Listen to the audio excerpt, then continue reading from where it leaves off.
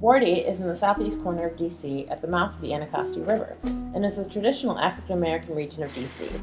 After the Civil War, Ward 8, or Anacostia, was the only area open to freed slaves. It was marshy and hard to settle, as centuries of improper farming practices had left the land degraded and the river shallow and impassable.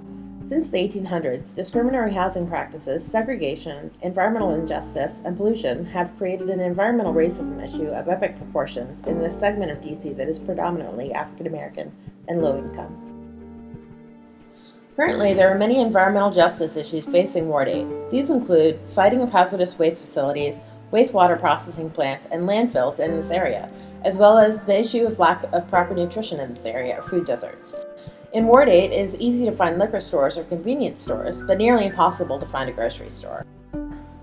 Another issue facing Ward 8 is pollution. The mouth of the Anacostia River is part of Ward 8, and the trash that comes through its tributaries is generated from different parts of the watershed, for example, Capitol Hill, Howard University, and parts of Montgomery County. But according to Omar Eaton Martinez, the filth is only attributed to Ward 8. According to Eaton Martinez, poverty and poor education leads to high incarceration. This relates to environmental justice in that when an area is environmentally degraded, there is a lack of investment in schools and businesses, which in turn leads to poor quality education, poverty, and crime. Omar Eaton Martinez is the Intern and Fellows Program Manager for the Smithsonian National Museum of American History. He has also worked for the National Park Service. The Anacostia is growing in toxicity. Some anglers have been fishing and eating out of the Anacostia for decades. Fish from this river have fed some of the city's African Americans for many generations and currently some of today's unemployed and poor residents east of the river.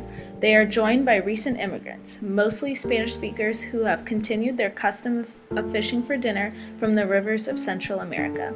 PCBs are poisonous chemicals known in the urban water runoff to disrupt hormone function, immune systems, and the thyroid. They are particularly dangerous in the waterways because they are not water soluble. Much like the Anacostia's poor water, Ward 8 is also blamed for their lack of clean air. Asthma effects due to pollution are on the rise in Anacostia. This is in part caused by the historic 62-year-old coal-fired power plant in Alexandria, Virginia that belched sulfur dioxide into the air over the district, in particular Ward 8. It's evident that Ward 8 needs help, but are people who live and work in the surrounding areas aware of organizations that are working towards solutions? We went to Union Market to find out for ourselves.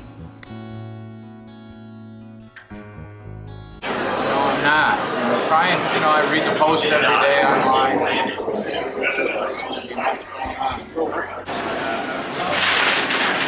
No, I don't think so.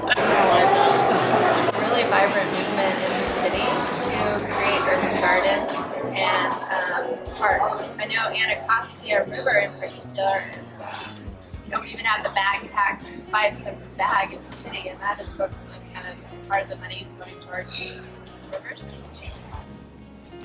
Despite lack of awareness in this area about environmental justice nonprofits, Omar Martinez was able to suggest organizations who are working with the community.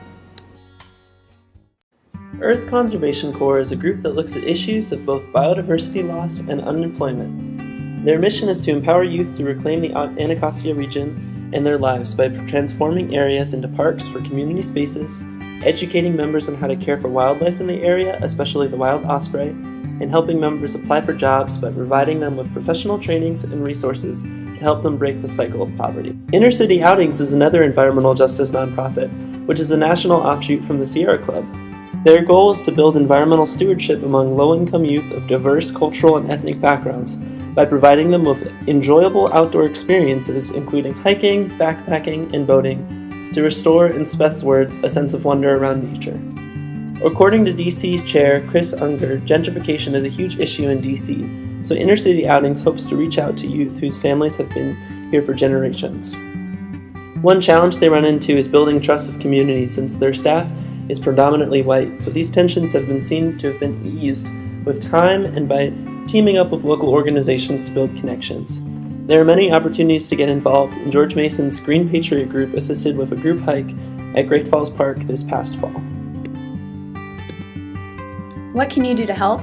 You can join one of the many programs that Groundwork Anacostia offers, like the Green Team, Outdoor Nation, Campus Cleanup, or 1 Yard of Garden. You can also get involved with the Anacostia Watershed Society in either their public affairs program, education program, or stewardship program. You could even help them clean up nearly 20 different sites around the Anacostia watershed on Earth Day.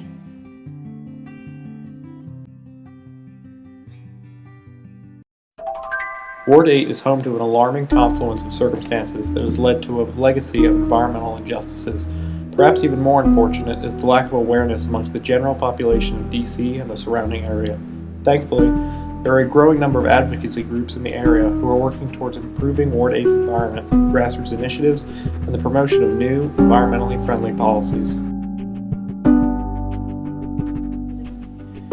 It is up to us to support these organizations so that the change we want to see happen can become